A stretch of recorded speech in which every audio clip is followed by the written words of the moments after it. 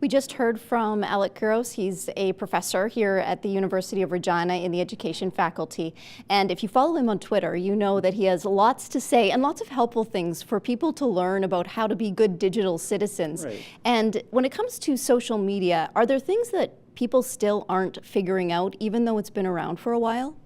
Well, I think certainly, although it's been a while for social media, probably back in 2005 is when it sort of really became a thing, with Facebook coming online around 2006 or so. I think we're still getting around this idea that everything that we do post remains with us for a long time.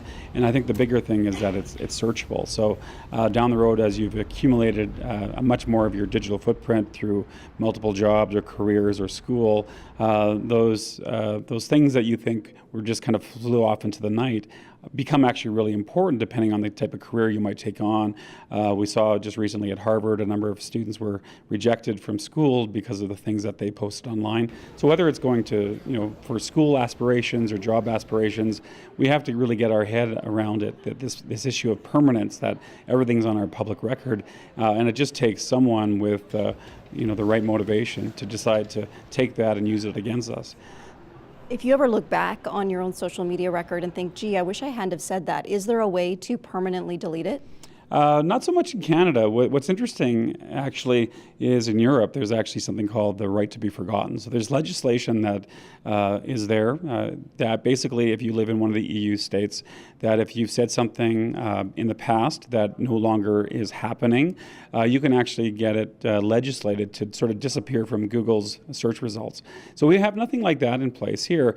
So for the most part, if you're able to access some of your Facebook or Twitter profiles and go back and delete it, that will perhaps get rid of it. But if someone's taken a screenshot already and they control that artifact, it's very difficult to get it taken down because it can be in multiple places, and there's multiple legal entities that might actually own that artifact. So really, when it comes down to it, try to an ounce prevention really makes a big difference to not post something that could really come back to bite you in the future.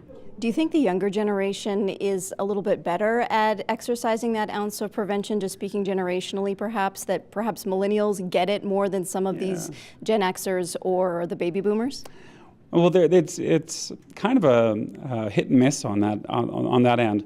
We know that those who are under the age of 21, 22, brains are still developing, and one of the things that we know about that brain research is that it's very difficult to assess long-term consequences of what you might say or what you might do, whether it's saying something on social media or something else in terms of your own personal health, for instance. But at the same time, tools like Snapchat do provide a bit of a promise of ephemerality. Like, they do provide at least some mechanism to allow some things, to pick and choose what's going to be permanent. You might put that on Facebook. What's going to be less permanent, those snaps that you send to one another. So I think sometimes we have to embrace these ephemeral tools and try to use them in ways to sort of self-select what are the things I want to keep out there forever, and what are the things that are more likely to disappear. Now, nothing certainly can disappear forever, because as we know with Snapchat, it's very easy to keep things forever. But with some trust and with some sophisticated tools, we can certainly alleviate some of the concern around these things being around forever. Is there a way, if you've said something and it comes up high on a Google search, to move it down the Google search? Is that possible? Yeah, there are techniques that organizations use to Google bomb things, I guess. And that usually works with search engine optimization. Typically, it's less about bringing it down, but bringing more things on top of it. So, for instance, if there's a particular pestering post or comment that you put on some Facebook wall or something else, providing more of a digital identity, say creating your own personal web page with your own domain name, might actually elevate that over it. Participating in public forums, in multiple news articles, for instance, in the discussion comments, all of those things, if they become more prominent, will push the other ones down. So it's less about pulling ones up in this particular case, but it's what sort of positive web presence can you actually build that'll pull sort of the negative ones down. And I think in the long run, I think what's going to be more important is not fixating on one particular moment in time when someone made a mistake. If we are to really judge one's character, it's more about looking at, this person said this at this particular time in their life. These were the circumstances. But if you look over on the longer run, this person is consistent with these ideals. So how do we actually take those artifacts and start to assess one's worth, not just based on a single tweet, but actually look at a longer history of participation on the web and in other forums that are local as well? We've always judged character, but this is a new world where we can judge based on this digital footprint. So do you think that our society, because of social media, has become more vicious because people can be open with some of these views that don't really line up with the mainstream?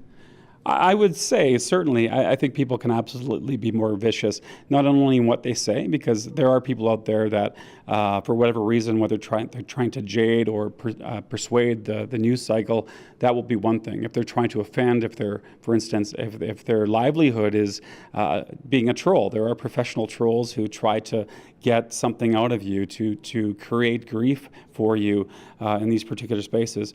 So that, I think that's a big part of what we're seeing out there, are people doing it quite intentionally to hurt or to manipulate the news cycle or the news stories as well. And so we have to always consider that, the intentions of people. And I think because we're seeing such polarized views when it comes to political circles, people are becoming, because there's filter bubbles, and when you go to a Facebook feed, for instance, when you're following people that are left-minded or whether you're following people who are right-minded, you're going to see, you're going to feel like you're in some sort of bubble. So when you see something that's different than your point of view, you are going to feel a bit more vicious, perhaps, in some ways. And so there's lots more to that. There's all sorts of phenomena like doxing and public shaming that we see through a number of high-profile incidents. And so I think we live in a very difficult time in many ways, and I think it's really important that we help kids and as well adults to understand how to communicate effectively on social media. It's a whole new lesson that we all need to learn. Thanks for your time today. No problem. Thank you.